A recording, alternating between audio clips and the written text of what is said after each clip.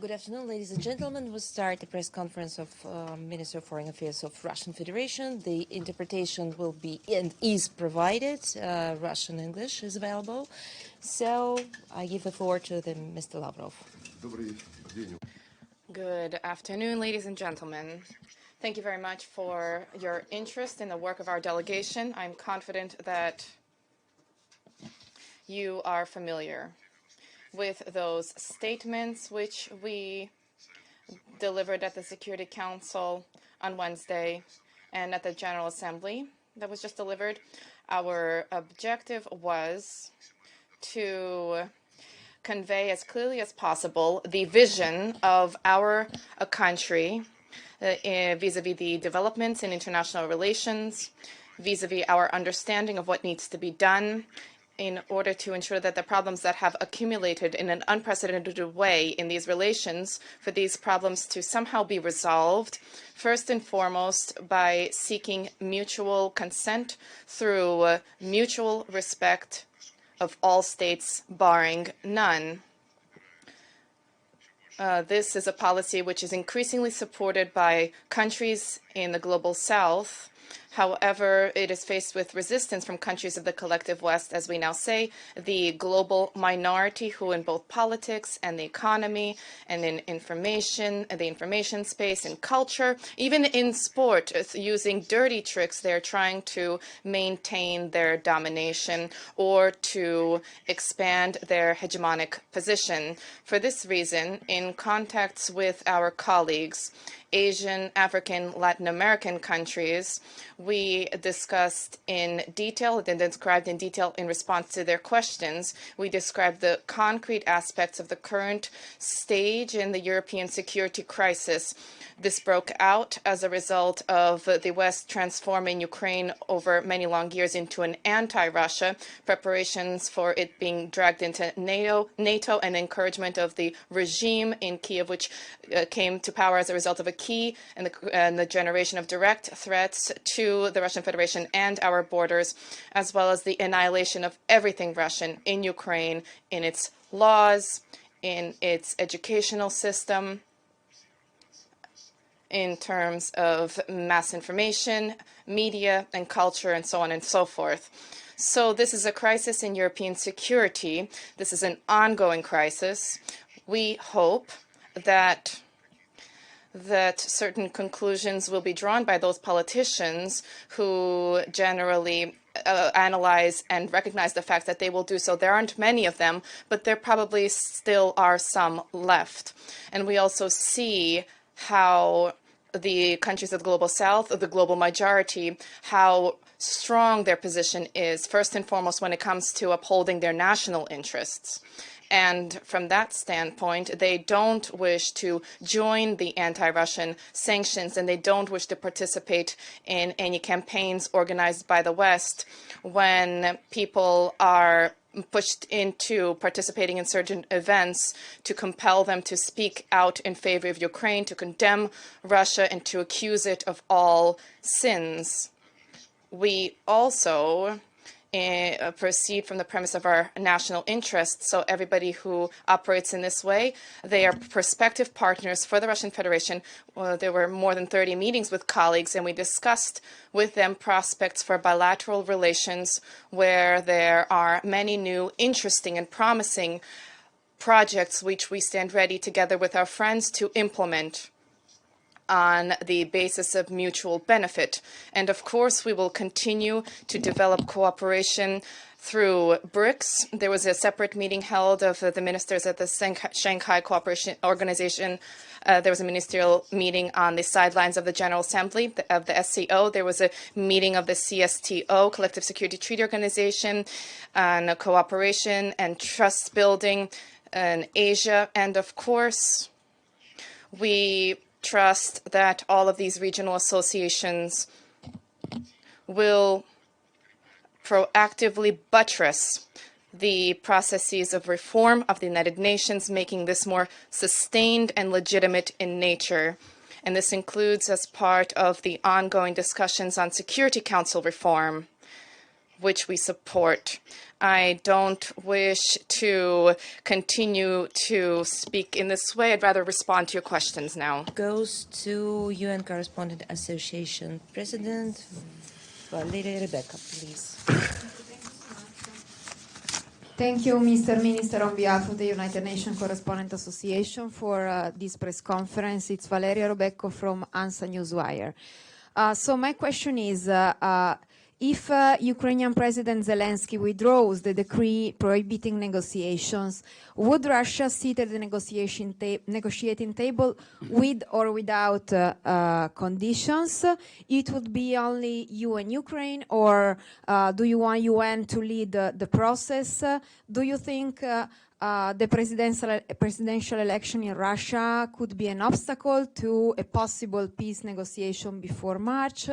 And lastly, Ukraine has announced a peace summit with every nation that is against Russian aggression. How do you evaluate this proposal? Thank you so much.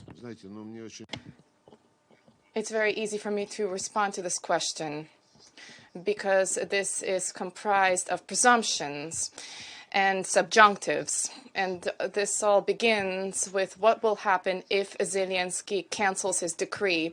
We are guided not by certain fantasies. First of all, he hasn't yet rescinded this, and nobody intends to he's going throughout the world asking for money, asking for attention, asking for weapons, asking for other things. So this is not part of our rules. Once again, what we are guided by is the naked truth, and it is as follows. Zelensky and everybody who is governing him in Brussels, London, in one word, firmly say there is no other basis for peace other than the Zelensky format. No other basis for this exists. And the Zelensky blueprint it can be described in different ways, but it is completely not feasible. It is not possible to implement this. It's not realistic, and everybody understands this. But at the same time, they say this is the only basis for negotiations. And in general, there's a need to vanquish the Russian Federation on the battlefield. And that's what we hear as facts. So we draw our conclusions that nobody wants to seriously show an understanding of what is happening, including those who understand don't wish to do so publicly. And under these circumstances, then if they say on the battlefield, fine, it will be on the battlefield. It's fine.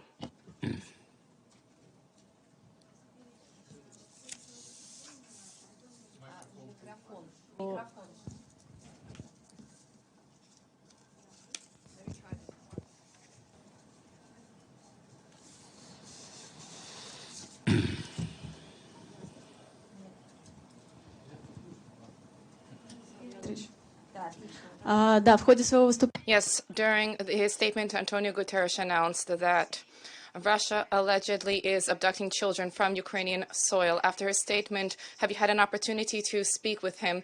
And was it possible to clarify from him what he meant and what facts he is basing himself on saying this? And on the whole, what is your assessment of the bias of an individual who leads up an international organization which Russia was a founding member of? I think that many were surprised by the statement from the Secretary General at the Security Council meeting, during which he suddenly and unexpectedly, in addition to other unfounded allegations about what is happening in Ukraine, suddenly decided to deliver a broad passage about children who had gone missing, abducted, who are being concealed, those who are subject to hunger and famine, and so on and so forth. It was surprising for me to hear this, especially about children, because the UN Special Representative of the Secretary General on Children in Armed Conflict, Madam Virginia Gamba, visited us not so long ago. She spent some days engaged in detailed discussions. There were meetings held in shedding light on questions that were of concern to her, and all of the responses were provided, including when she was meeting with Maria Lvova-Belova, our ombudsman on the rights of the child, with whom we are working very closely. And when we heard that Mr. Guterres, what he said at the Security Council, then during a meeting with him the following day, among other issues, I asked about on what basis, on the basis of what facts he makes such allegations, because there were no references made. And the response has not yet been forthcoming, but I did ask him to provide a response to me to that question, because this is a serious matter. And by the way, it so happened that each year there are new issues and new questions that are unaddressed that arise in our relationship with the Secretary General. Last year at the Security Council, there was a discussion of the latest dimension of the Ukrainian issue, and what was voiced was an accusation against Russia in connection with the tragedy in the city of Bucha. And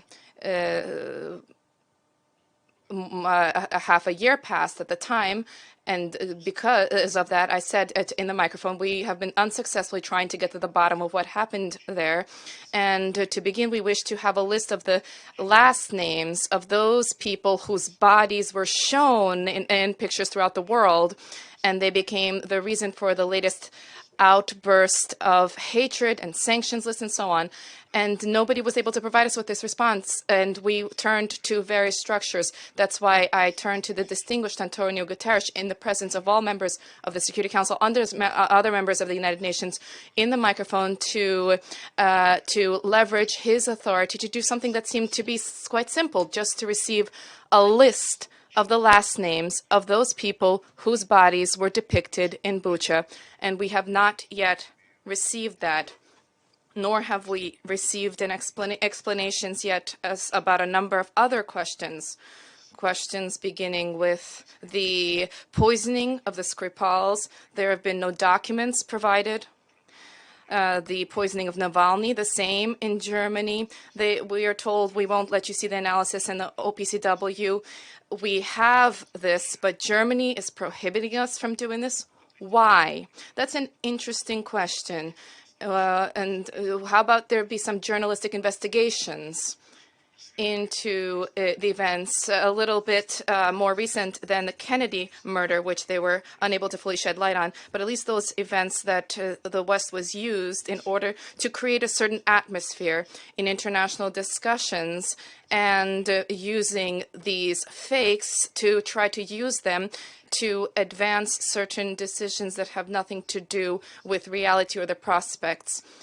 By the way, the Malaysian Boeing, which was downed in July of 2014, the question is very simple, and we have not been able to have a response to this. Why is it that when the investigation began to be conducted, Russia provided satellite data, radar data was provided by Russia, and the Ukrainians did not provide data. They said that the radar wasn't working. Then the Americans said we have satellite data, and this data corroborates that this was done by the Russians. But we're not going to share this data with anyone. And the court in the Netherlands is considering the question when we still have confirmation from the United States about satellite data. And as for the questions of our lawyers, where are they? The data is confidential. We were not provided us with this data, but we have no reason, they say, not to believe the United States. And in addition to all of this, 12 of the 13 witnesses on the side of the accusation remained anonymous. They were not shown to anybody. It's not Bucha. I hope they're all alive. Not just there are no last names for Bucha about who is depicted, but also the witnesses for the Malaysian Boeing.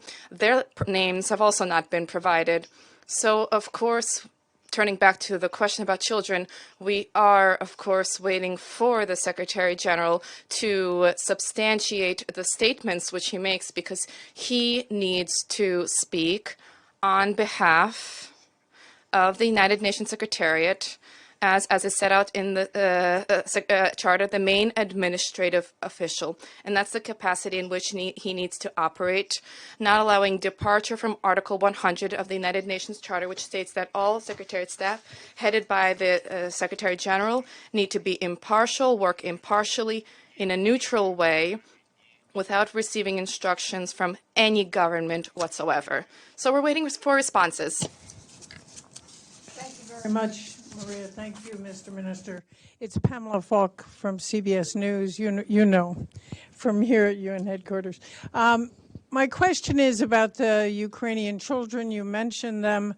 The numbers that Ukraine, the ICC, and other prosecutors have is about 19,000 children taken from Ukraine. A few hundred have been returned. I can show you videos. There are specific examples of an interview we did with some children who escaped. What is the plan? When will Russia cooperate with Virginia Gamba or the UN, or begin to return these children in any more expedited way? Thank you. I just said that Virginia Gamba spent several days with us, and we continue to be in contact with her. I've seen various videos that you refer to, and we all know how those videos are made. They also showed a video about Bucha and bodies lying in the streets, and what now? We have repeatedly seen information disseminated about what is really happening with the children. And I will ask for our mission to share materials with you that we have repeatedly disseminated, including in the UN, and explaining that all the children that ended up in Russia unaccompanied by guardians, that list is openly available, unless the list of names of the bodies in Bucha. We have a list of the children who are alive, as well as ways to contact those who can then help these children become reunited with their families if those families are found. This is something that we have explained repeatedly, but we will, of course, share those materials with you. About Bucha, I'm talking about these children, and there are lists. Is it possible to... Yes, as I said just now, and perhaps you weren't listening, unlike Bucha, where no one has given us those names, we have the names of these children who are alive, thank God, and we have given those names to everyone a long time ago. And if those families are found, we will assist reunification with those children. The vast majority of these children are children who were living in orphanages, whose parents had sent them to these orphanages for various reasons. And when the special military operation began, of course, we took them to safety. But we never tried to conceal the names of these children, which we took out of the country, and we never concealed their location. And we have always invited and continue to invite parents, if these parents are out there, to come and collect their children. You can come and travel to these children yourself. I just want to add that on October 16th, we have a press conference planned by Maria Lvov-Belova, who is the Ombudsman for Children, and we invite you personally to take part in that press conference and ask every question that you like. And if you share your materials in advance, she will be happy to comment on them. And now, Al Jazeera Arabic.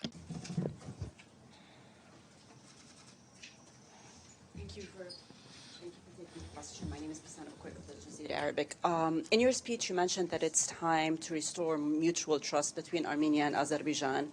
Yet what we've seen this week was some blame game with Armenia. There were some anti-Russia protests in Yerevan. Has Russia lost or is Russian influence in that region waning or declining given its preoccupation with the war in Ukraine? It is not up to me to judge. It would be very arrogant to say that our influence is increasing in the region. It remains the same. It's up to you to decide. Many things are becoming clear right in front of our eyes right now. What is happening in Armenia and a number of other former Soviet member states is that there is a very powerful lobby, including through NGOs backed by Western states, and are advancing the interests of the US and their allies. And these interests include undermining Russia's influence. This is a fact. There is a great number of such organizations there. And when there was previous unrest and Mr. Pashinyan spoke out against the former government and demanded justice, we saw all this. We see this as artificially created tensions. We once again know who is interested in this and who is pulling the strings. And unfortunately, the leadership of Armenia from time to time adds fuel to the fire itself. For example, after Prime Minister Pashinyan and President Aliyev, under the auspices of the EU, signed a document recognizing the territorial integrity of each other's states within 1991 borders, meant that Nagorno-Karabakh was part of Azerbaijan, pure and simple. And after that, when they signed a document under the auspices of the EU, they forgot to add that, of course, the rights of the residents of Karabakh as a national minority must be ensured. They forgot to include that. And when discussions began in Armenian society, and this happened again recently, discussions about how things really happened and who gave Nagorno-Karabakh to who, the head of the parliament of Armenia said that Karabakh was given to Azerbaijan by Putin in 2020 when we signed agreements on signing the 44-day war, on ending rather that war. Those agreements, if you're interested, said that Nagorno-Karabakh is within the area of responsibility of the Russian peacekeeping contingent, and it was presumed, this was discussed during negotiations, that the decision on the status of Nagorno-Karabakh would be postponed and would be taken later. So after the Prime Minister of Armenia signed a document acknowledging Nagorno-Karabakh as part of Azerbaijan, it is ludicrous to accuse us of this. Oh, there's a great number of similar politicians with a similar background there, but we are convinced that the Armenian people remember their history, our history, and that they will tie their history to that of Russia and other friendly states in the region rather than those who swoop in from abroad. RT International. Okay.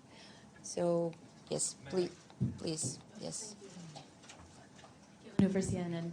I wonder if you could explain just what is the purpose or value for you of continuing to come to UNGA, for Russia even to continue participating in the UN, given the reported isolation that you've experienced here, the criticisms of structures within the UN and the world order it represents, and even obviously Russia's violation of this central principle of non-violation of territorial sovereignty. Could you just explain your perspective? Нашей прошлой встречи вопросы CNN. CNN's questions have become even easier since our last meeting. I work here because there are things to do here. If you want to describe our isolation, you can feel free. You see our delegation meeting with others here, participating in various multilateral events. We are working with those who respect themselves and who will never betray their national interests because someone from Washington has told them to. We know how American diplomats travel around the world and prohibit meetings with our diplomats and with representatives of Russia in general. I'll say the following. The U.S. is a superpower, that's clear to everyone, but to run around like this, threatening everyone,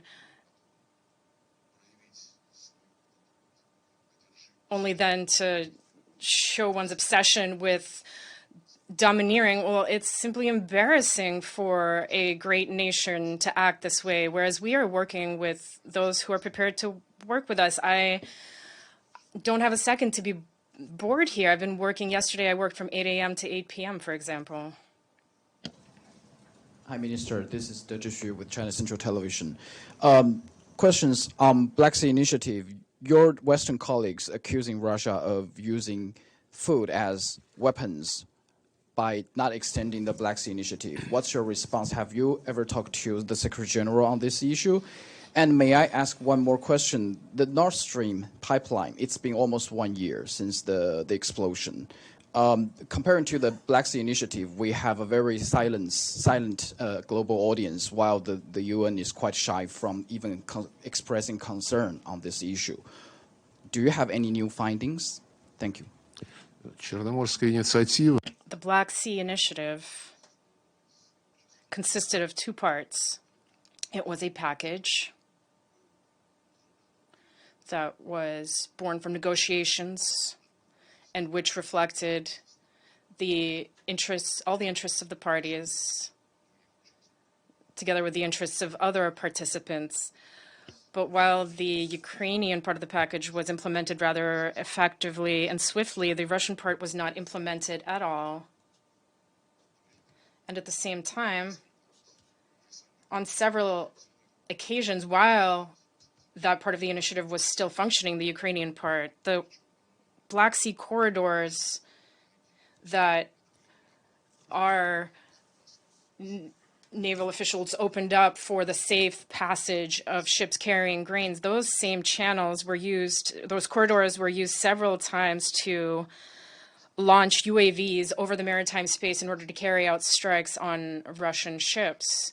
And we warned we issued warnings several times, and those warnings were not heeded. But the main reason why we left the agreement is that everything that was promised to us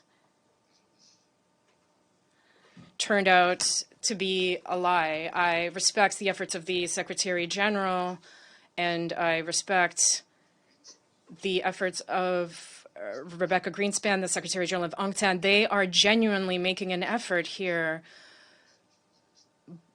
but we have not seen our main agricultural bank return to the SWIFT system, nor have we seen a solution for to allow Russia's unimpeded access to ports in the Mediterranean and others, nor a solution to the issue of insurance, whose cost has risen fourfold.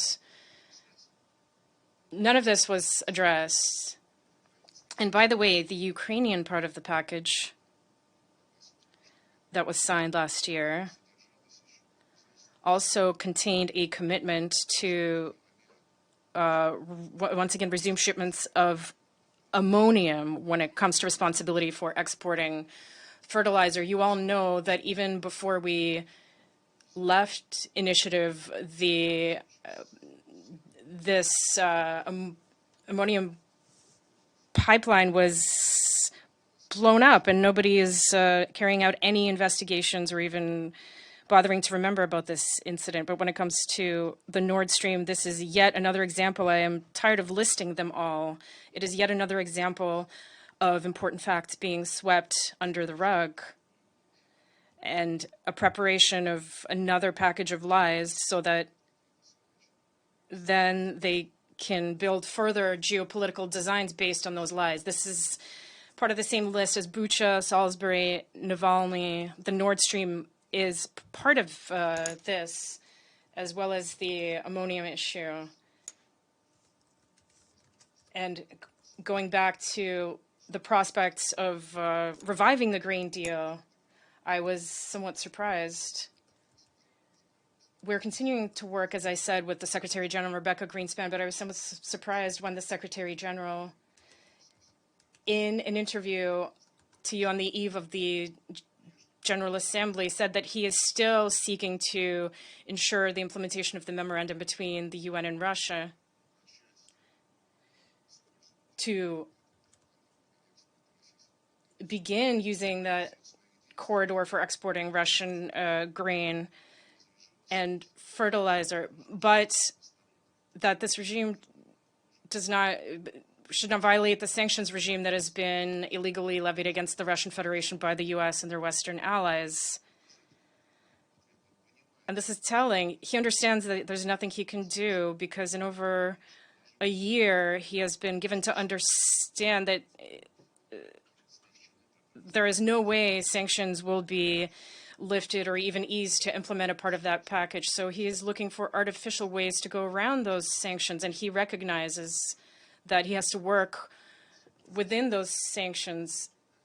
And that's how, instead of the Russian main agricultural bank, we have some branch in Luxembourg getting that advantage. We're seeing also attempts with bank transfers to achieve one-off agreements with U.S. banks So what we were proposed is essentially that the Ukrainian part of the deal would be resumed immediately, whereas your part of the deal will be under discussion for another couple of months or so until something can be decided.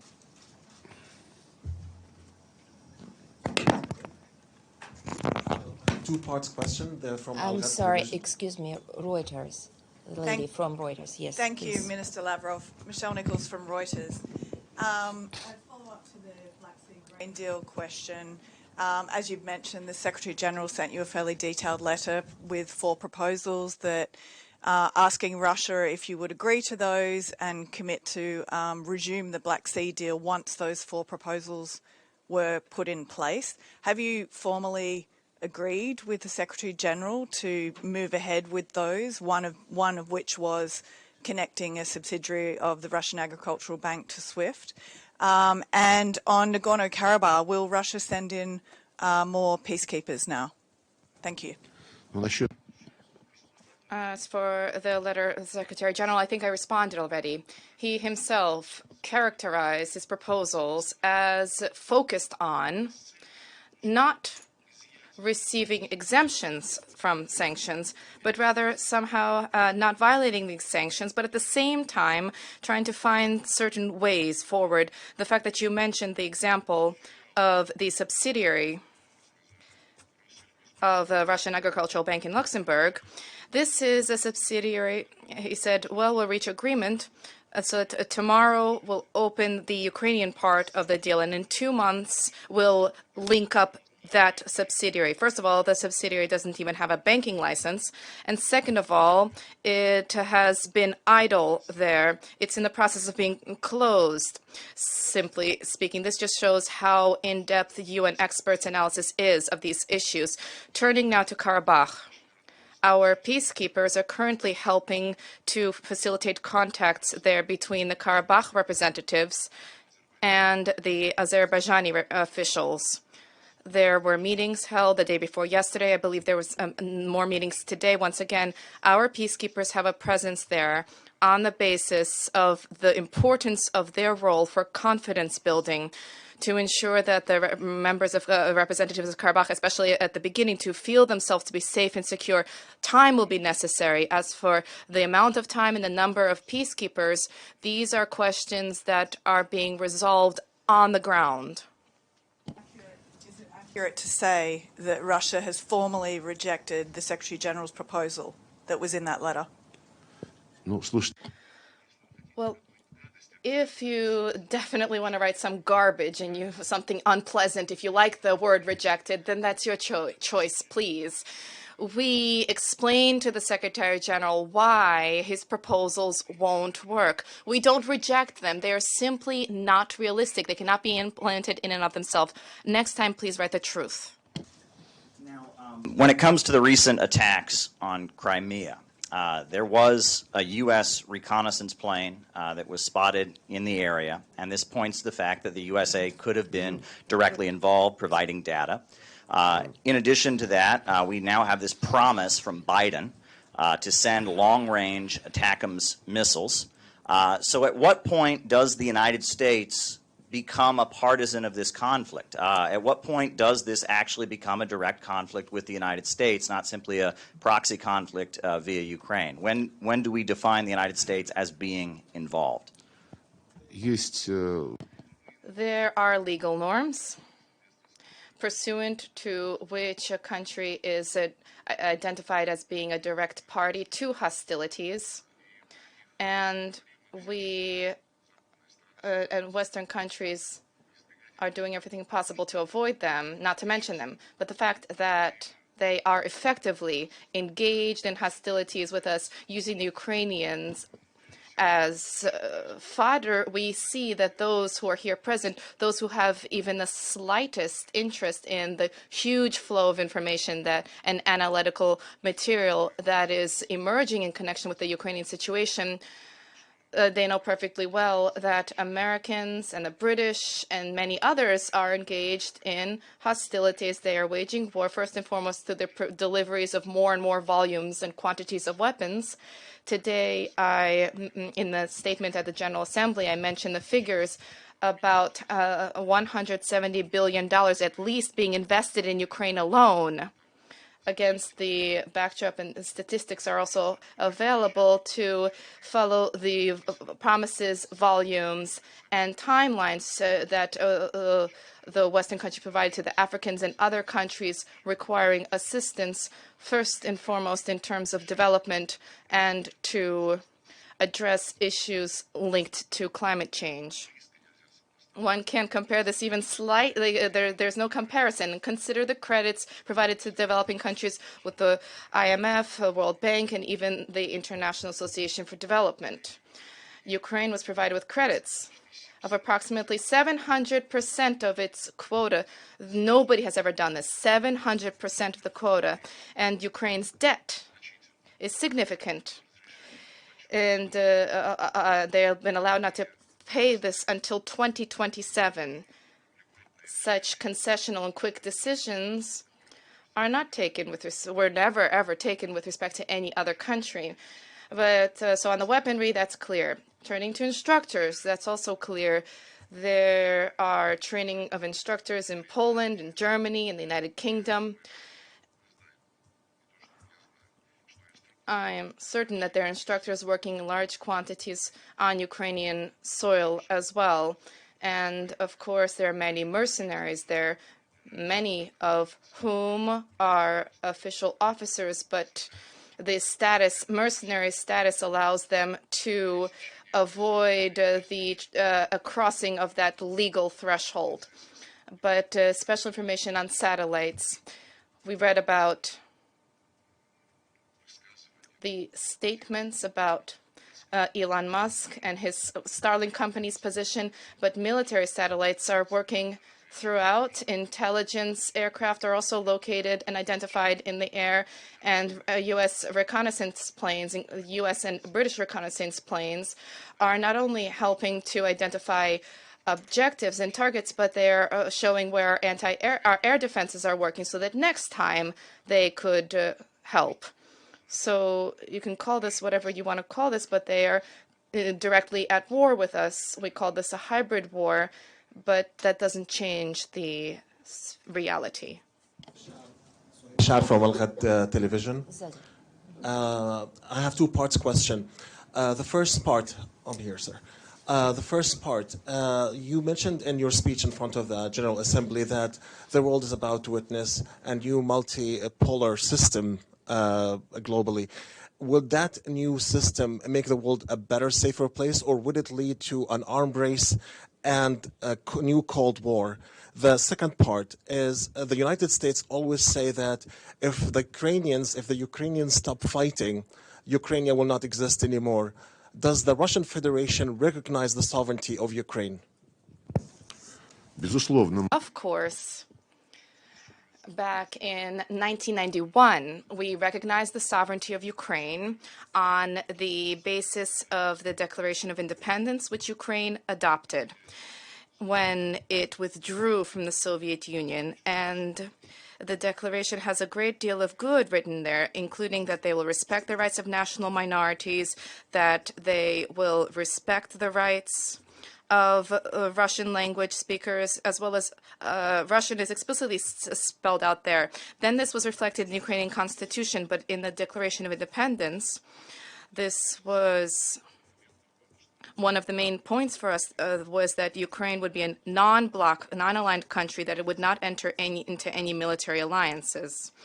And in that version, under those circumstances, we supported Ukrainians' territorial integrity when they had some kind of a mini coup back in 2004, when the Americans were dragged in unlawfully, forcing the Ukrainians to conduct a third round of elections, which were not stipulated in the constitution. They ultimately brought their person to the presidential post. And then, even then, we had good relations, working relations with them. But when the third coup occurred, this occurred I understand that all these months I've been poorly explaining it, and even Wednesday I explained it poorly. It happened the day after the signing of an agreement on resolution. an agreement according to which early elections were to be held. Early in the morning, the opposition took up all of the administrative buildings, and when we began to call the guarantors of this agreement, France, Poland, and Germany, we were told not very clearly, but that democracy at times assumes these unusual contours. And the first objective for those Democrats who killed more than 100 people in carrying out the coup, the first thing they announced was that they would rescind the status of the Russian language in Ukraine. They immediately announced a crusade of armed fighters in the direction of Crimea to seize the Crimean parliament. These people simply began to protect their homes, to protect their language, to protect their traditions, and they conducted a referendum, quite simply.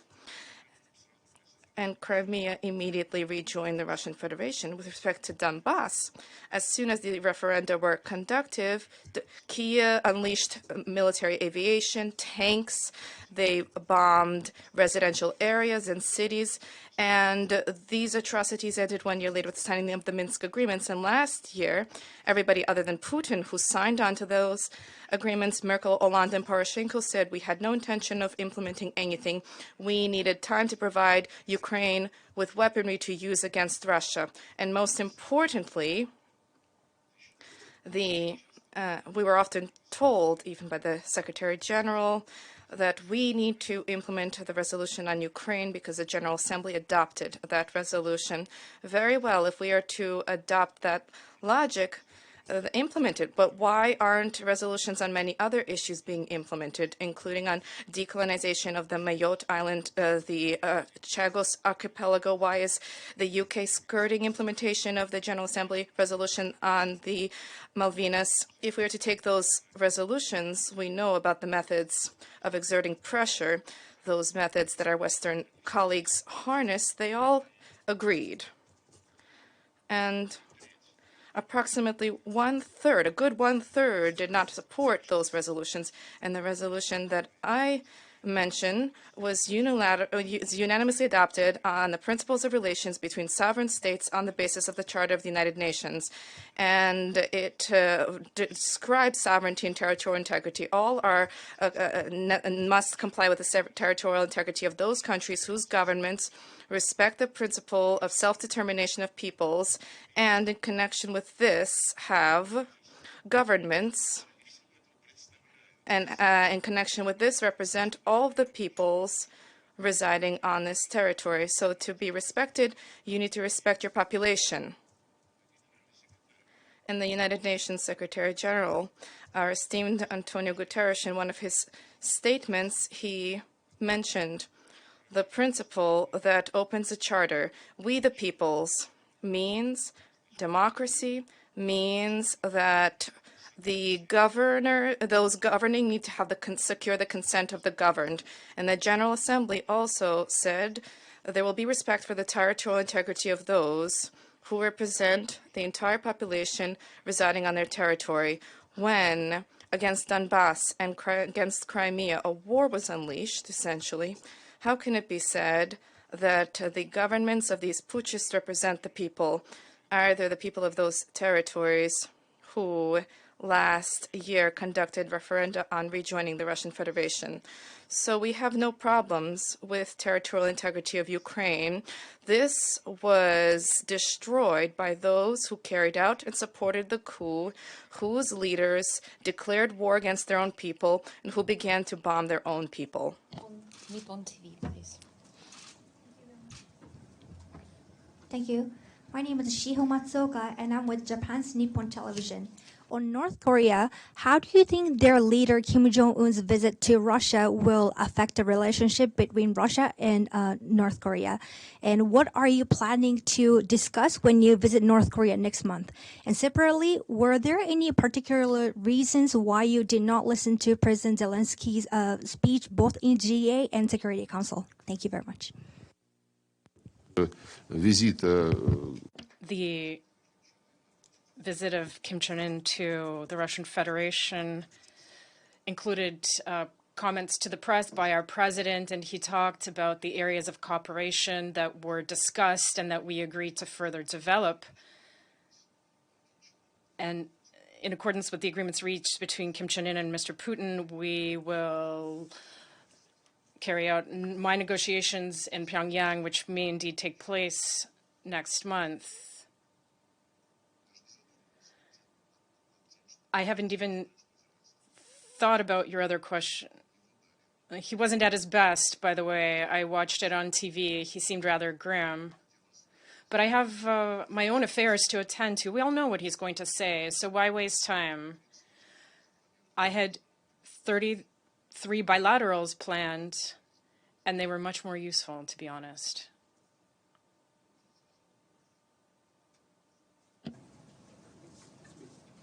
Thank you. Thank you, Mr. Is it? This is. Yeah. Please. Thank you. And you will be next. Thank you so much. Thank you, Maria. And thank you, Mr. Minister. This is Abdul Hamid Sayam from the Arabic daily Al-Quds Al-Arabi. I've been asking you a similar question every time we meet about Palestine. But this time I have two parts of my question. A few days ago, the ambassador of the U.S. stood here. She talked about the priority of the U.S. about upholding international law of the U.S. Yeah. She spoke about the priorities of the U.S. upholding the international law and the UN Charter. And the same press conference, she was asked about the Golan Heights, and she repeated that the country is still upholding that resolution of 2019, recognizing the Golan Heights as part of Israel. So I want you to comment on this double standard. And continuing double standard, every time I ask about the right of the Palestinian to defend themselves, similar to other people who fell under colonialism and foreign domination, then they start talking about two-state solution, and the SG spoke about the example of Gandhi. He wants the Palestinian to follow the example of Gandhi, who has 450 million behind him, not like the Palestinian whose backs are against the wall. Do the Palestinian people have the right to resist their occupation and foreign domination by Israel? Thank you very much. По палестинскому вопросу. On the Palestinian issue, we have resolutions from both the Security Council and the General Assembly of the UN, and we stand for everyone to be guided by these resolutions. When it comes to your first question, I will read out this text and we'll continue after. The Donbas is very important to Russia's security. As long as Zelensky is in power in Ukraine, as long as NATO is present in Ukraine, militia groups backed by NATO, the Zelensky regime itself, all of this pose a significant security threat to Russia, and as a practical matter, the control of the Donbas in that situation, I think, remains of real importance to Russia's security. Legal questions are something else. And over time, if the situation were to change in Ukraine, that's something we'd look at.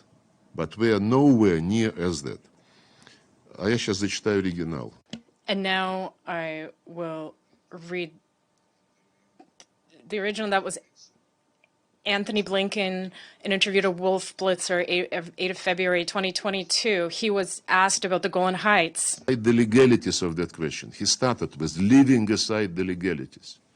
As a practical matter, the Golan is very important to Israel's security as long as Assad is in power in Ukraine, in Syria. As long as Iran is present in Syria, militia groups backed by Iran, the Assad regime itself, all of this pose a significant security threat to Israel. And as a practical matter, the control of the Golan in that situation, I think, remains of real importance to Israel's security. Legal questions are something else. Вот вам ответ, пожалуйста. And that's the answer to your question. Thank you so much, Maria. Thank you so much, Minister. A very quick question on Iraq. Yesterday you met with the Iraqi... Yeah, my name is Diyar Kurda. I'm working for Rudaw TV, the largest media outlet in Kurdistan region of Iraq. Yesterday you met with the Iraqi foreign minister, and you know the Russian companies are still operating in Iraq and in Kurdistan region of Iraq. But the Iraqi government could not pay their debts and also duties because of the US sanctions. How are you going to resolve this issue with the Iraqi government while the US is rejecting to waive Iraq from these sanctions? And the second question, you have a good relation with the Kurdistan region of Iraq and also Iraqi government. Now the Iraqi government and the Kurdistan region have disputes over budget issue and also over oil revenue shares. Do you have any engagement or encouragement with both governments to overcome their disputes? Thank you. This is between the Iraqi government and whom? Kurdistan government. Okay. They have disputes. Do you have an engagement with them? And if President Donald Trump says that if I'm coming back to the White House, I could resolve the Ukrainian war very quickly. Do you think if he's going to come back to the White House, you could resolve the Ukrainian war very quickly? Ну, это вы спрашиваете Well, you should be asking that of Donald Trump or those who will be helping him do that. The first question was, what if Zelensky were to do away with his decree? Well, we don't engage in these fantasies and inventing hypothetical situations in which we will have to work. We work with real situations that are unfolding. We have a Nazi regime in Kiev that has prohibited negotiations with us. And before it did that, by the way, we did have talks in March and April 2022, and we agreed on things. But then 2 days later, Bucha happened, because I think someone in London or Washington didn't want the war to end. You should read what McConnell said not so long ago, the senator, about support for Ukraine not being charity, but rather being an investment into the U.S. military-industrial sector. And it is something that encourages the entire West to invest in producing weapons in the United States, and thus it helps increase U.S. influence on Europe. They were very open about this. So as far as anything that can be done by anyone, I don't know. But once again, I stress that we were prepared. And what's more, we agreed to negotiations. We came to an agreement in April 2022. And after that, from what I understand, Zelensky was told that if they came to an agreement so quickly, let's keep on exhausting them. And so then they said only on the battlefield. So when we're being asked about negotiations now, Putin has commented very clear that we are prepared for negotiations, but we will not consider any ceasefires proposals because we already did that once and you deceived us.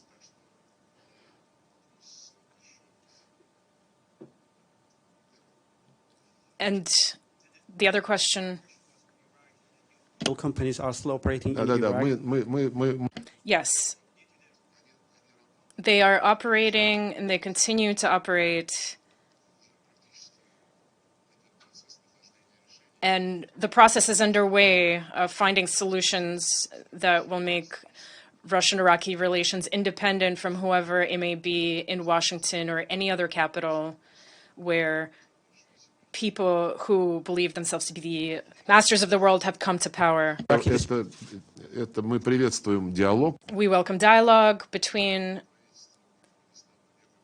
the government of Iraq and Kurdistan. When I was in Iraq last time, I traveled to Erbil as well, and it seemed that the overall sentiment in Baghdad, in Erbil, was focused on addressing problems. As for specific agreements, the representatives of those groups, the government and Kurdistan, need to find compromises. South Africa broadcasting. Sorry, South African broadcasting, Mr. Minister. Since we've been talking a lot about Antonio Guterres in this conversation, let me quote what he said in the Security Council on Wednesday. Russia's invasion of Ukraine in clear violation of the United Nations Charter and international law, is aggravating geopolitical tensions and divisions, threatening regional stability, increasing a nuclear threat, and creating deep fissures in our increasingly multipolar world. You'll be aware, Minister, that the big focus at this UN General Assembly has been the Sustainable Development Goals and the lack of implementation. Only 15% of the targets have been met. Is this war not a continued distraction from the bigger and broader development agenda of this organization? Ну, конечно, оно отвлекает внимание. Of course, it's a distraction, only it's not the war that's a distraction, but the West is doing everything to distract attention from the problems that it itself has been creating for many years in the global economy, including on the food and energy markets. When even pre-COVID, well, I won't go into details. This is all something that has been said on many occasions. So of course, they want to reduce all problems of global development to this ongoing war. And it's not even that they've introduced sanctions that prevent our food and energy to be supplied as broadly as possible around the world. They're claiming that it's not because that they prohibit any group of countries from doing their own thing. Instead, they insist that those countries denounce Russia. There was a Latin America EU summit that had nothing to do with Russia. When we had a Russia-African summit, we did not denounce anyone in our final declaration, whereas these champions of democracy, I think, just completely exhausted everyone with their incessant demands for the outcome documents to denounce Russia. That's the problem. It is the West that is trying to blame Russia and Russia's actions in Ukraine for all the world's problems, and they're not successful in this. We had a G20 summit in India just now, and I think that the text of that summit was objective, not only when it comes to Ukraine, which is only mentioned once, but it was objective about the geopolitical situation as a whole, that all conflicts need to be considered, not just those that one has a specific interest in. We just talked about Palestine, and we all know that the US is doing everything possible to prevent the establishment of a Palestinian state. But somehow this doesn't seem to cause great concern, except for our colleague who just asked that question. When it comes to the real situation, well, there were outcries about this Black Sea initiative and that everyone would die now. First of all, the part of the initiative that was being implemented, the Ukrainian part, well, only 3% of the grain that went to markets actually went to poor countries that are on the World Food Programme's list. They're all in Africa. 40%, 48% of the grain ended up in the EU, and the rest also ended up in countries with above average incomes who have the funds to purchase their food themselves. So those 3% that over the time that the Ukrainian part of the deal functioning that ended up in Africa, we have already compensated those. We will take those same volumes and even increase those. But I'm saying this about the outcries of the crisis, about hunger as a weapon. Has anybody looked at the statistics for world food markets? The prices, after rising slightly, are now at the same level they were in 2021. Take a look at the figures, and when you report on this, please try to take those into account.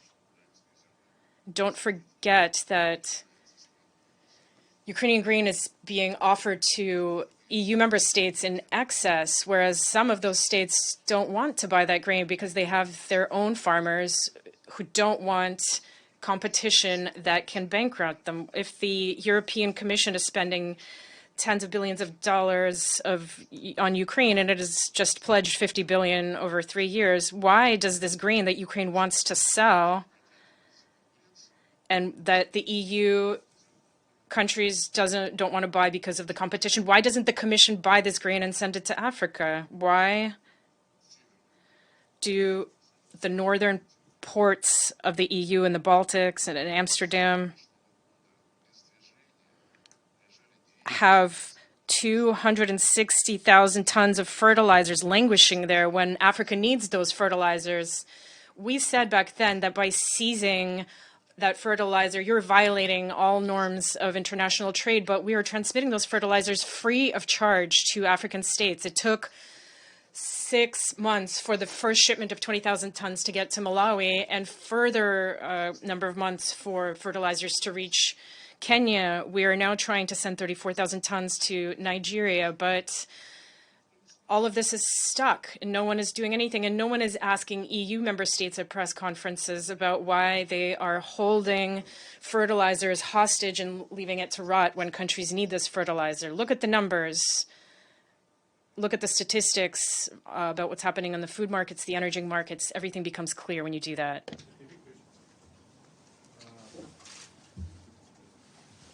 Our ally in BRICS, Saudi Arabia, announced that they could gain nuclear weapons in response to the Iranian threat. What is your view of this statement? I heard what was said. If Iran were to come into possession of nuclear weapons, then we in Saudi Arabia would also have to consider this. And this is something which I view as a statement of fact. Nobody wants to see the emergence of new nuclear states. And the Islamic Republic of Iran has repeatedly confirmed that they have no such intention. Even their faithful leader has issued a relevant fatwa. So we believe that since they won't have the bomb, then Iran's neighbors won't be tempted to take that path. Afghanistan, please. Thank you so much, Maria.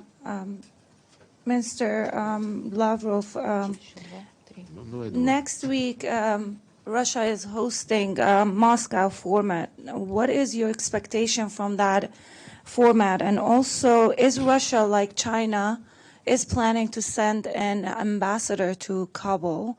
And also another question. A couple days ago, Antony Blinken at the Security Council said Iranian drones are being used by Russia to attack civilians in Ukraine, which is violating the resolutions 2231.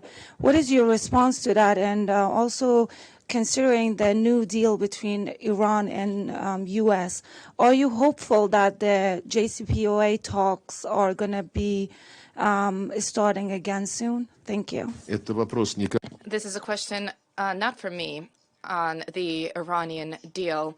I hope that you will have the opportunity to ask the British and the French and the Germans, who have already announced that on the 18th of October, there will be the expiration of the requirements of Security Council Resolution 2231, expiration of the requirements related to the missile programs of Iran, which have nothing to do with the nuclear program, and which were included in the resolution simply to strike a compromise, and the Iranians agreed.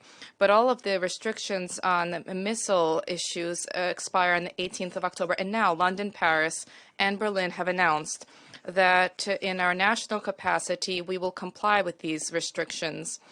Is this not giving rise to any concern with respect to how Iran responds to such issues, how it should respond to such issues? On the one hand, a little bit over a year ago, an agreement was reached on the text for the resumption of the Joint Comprehensive Plan of Action has been idle. And this is because the Europeans are not too keen.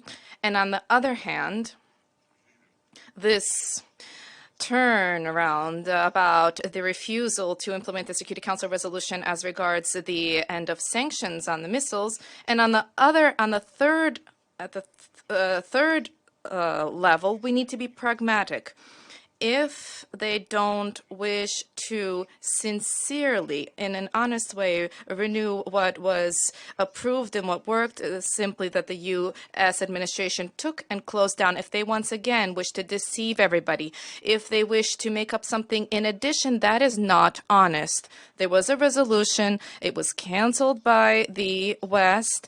None of the Europeans were protesting against this, and then they began to return and do things under in an underhanded way.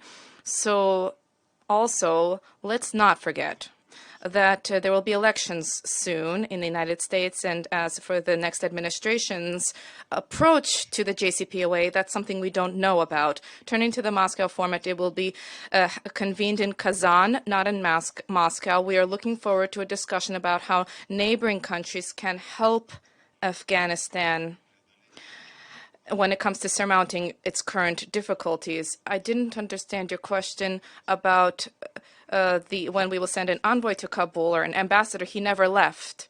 He was working there, and our embassy continues to work there. And turning to drones now, we have listed today, we've had so many statements listed about various officials, national and international officials, which are completely unsubstantiated, or at least the facts have not been advanced by anybody. We were asked about the drones. Just show us one drone, at least once, to demonstrate that this is our drone. So as a result, I can't comment on these kinds of statements. Mr. Blinken, at length, with enthusiasm, and with great zeal, announces lots of things. And he announced the end of the post-Cold War era. And now the G7 needs to lead to benefit not just its people, but also the people of the rest of the world, if the people in the rest of the world are to listen. So we can discuss that. Please. No, just a second, please. Yeah, RT. Russia Today на французском. Russia Today in French. Oleg Kuroshenko is my name. Thank you very much for the opportunity to put a question to you. I'd like to ask you about our diplomatic efforts on the African track. You conducted a number of meetings with your African colleagues. On the whole, how did they go? And I would like to ask about what, in your view, is the source of the interest of more and more African countries, their interest to Russia, and how is our approach different from other major geopolitical players in the region? Thank you very much. Negotiations were held in a very constructive and a fruitful way. We, as our first order of business, considered tasks and objectives that need to be addressed for the implementation of the outcomes of the Russia summit, which was held in July in St. Petersburg. And naturally, every country has, with every country, we have a bilateral agenda. And there were two main thrusts: trade, as such, on the one hand, and joint investment projects, infrastructure plans, educational projects, culture, and much else. And of course, medicine and healthcare was also discussed. And in many countries, there is an understanding that we are not looking to exploit natural resources to export them and to process them at home, but rather to establish a foundation for their own economy that will generate added value, thereby raising their GDP. And Russia-Africa Summit, the president of Uganda spoke, and he shared interesting statistics of the world coffee market, which is assessed at, this is approximately $460 billion annually. That's the coffee market. And of this money, Africa receives, I'm afraid to misspeak, but certainly less than 10%, $40 billion approximately, because they sell the coffee beans to transnational corporations. They are roasted, they are processed by those corporations, they are ground, packed, delivered to consumers. And this is a very stark and telling example of how Africa continues to be used as a source of resources in a way that is similar to colonial times. All of our plans, on the other hand, are focused on the development of modern technologies. With many states, we have been engaged in discussions on the deployment of ground facilities for our satellite navigation GLONASS system. We're discussing this Rosatom facilities, including non-energy facilities such as nuclear medicine, the use of nuclear technologies in agriculture. And infrastructure projects are discussed, including the construction of railways. In a number of countries, laboratories have been built to identify and to combat communicable diseases. There's a lengthy list. Education, of course.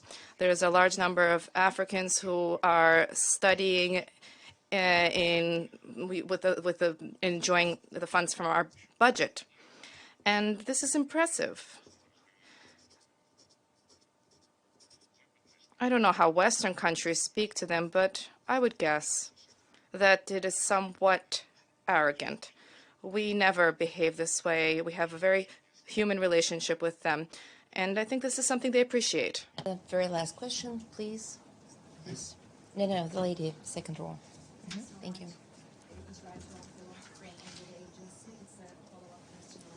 Louder, please, a little bit.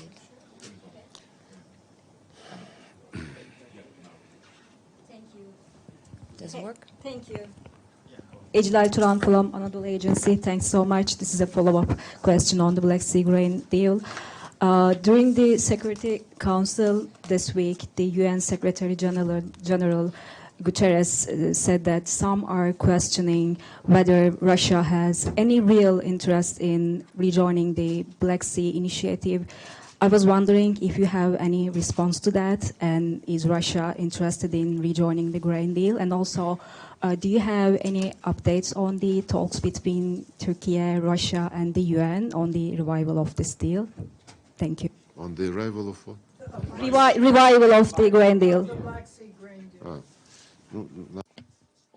As for the statements from Mr. Guterres, I can't respond as to his mood at any given point of the day. And speaking on the substance, I've already described all of this in detail. We were lied to, and the Secretary General was misled, as if the West would do something right now. They directly said we would not ease sanctions to help facilitate the export of Russian fertilizer and grain. They said this directly. And he recently said, I am not violating sanctions. I'm searching for ways to implement the sanctions. So it turns out that Secretary General would be implementing sanctions, but at the same time to find certain approaches to ensure that the West is merciful and as an exemption to do something somewhere there. This is not our issue. We set out in great detail to representatives of the United Nations today. My deputy has been working with Rebecca Greenspan and Mr. Griffiths.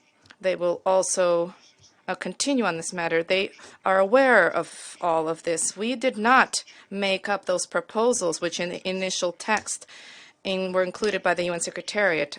They listed all of this. None of that was implemented. And in principle, let us once again recall what President Putin said. As soon as everything that is enshrined in the Russian part of the package is implemented, on that very day, the Ukrainian part of that initiative, the Secretary General, will become operational. Thank you. Edith, we have to proceed our isolation and isolate ourselves from you for a while. Thank you very much.